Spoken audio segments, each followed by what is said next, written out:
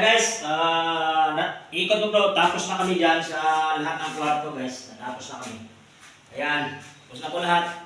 Ayan, ikot na namin yan. Ang ginawa ko naman yan, dito na naman ako sa CR. Ayan o. CR guys, yung akin na naman ginagawa ngayon. Ayan o, nakadalawa na ako. Tapos, dito kasi yung dumi guys, na tama dyan. Ayan na guys. Hindi ko na tinangsihan guys. Masyado naman maliit eh. Tsaka yung tiles ko dito, wall ko, 60 by 60. Tapos ang aking flooring, 40 by 40, kaya hindi ko na tinangsihan. Ginamitan ko na lang ng level bar, tsaka metro. Pareha lang sukat guys, ganun lang yan. Paggawa guys, pareha lang sukat. Kasi eskulado naman to. Sukat mo lang dyan, tsaka sukat naman sa pader dito kabilaan, yan, ganun. Gano'n lang po yung dimiskarte yan guys kapag nga ganito na maliitan lang.